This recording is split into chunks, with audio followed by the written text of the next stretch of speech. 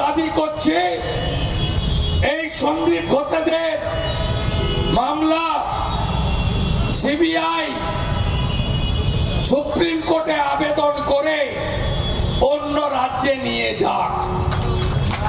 এই রাজ্যে যদি থাকে শাহজাহান বসিরহাটের জেলে থেকে লুচি ডাল অনেক রকমের মাংস খেয়ে ফোনে ফোনে ভোট করেছে। আরেকটা ব্যাংকের টাকা চোর কৌস্তব পিজিতে উডবান ওয়ার্ডে শুয়ে আছে। একইভাবে মোটা পার্থ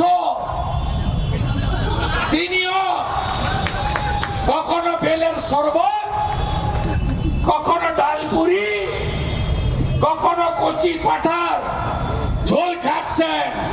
তাই এই মামলা বাইরে নিয়ে যেতে হবে। যেমন রোজভ্যালির মামলা ভুবনেশ্বরে গেছিল, আর সুদীপ ব্যানার্জি 4 মাসেই বাঁচাও বাঁচাও বাঁচাও মরে গেলাম চিৎকার করছিল।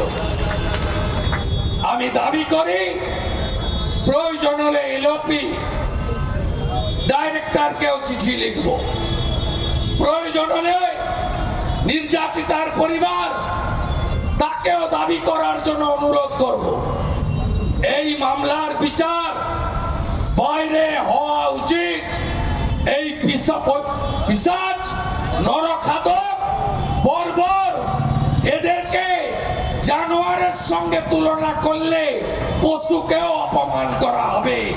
এদের এমন শাস্তি হোক যাতে বাংলা বাঙালি সমাজ অনেক দিন ধরে মনে রাখবে।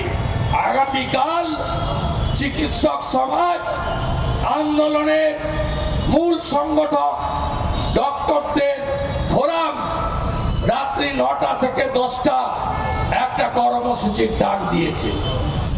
এই অরাজনৈতিক কর্মসূচিতে ইতিমধ্যে ভারতীয় জনতা পার্টি তার সমস্ত শুভানুধ্যায় বাংলার জনগণকে অংশগ্রহণের আবেদন করেছে।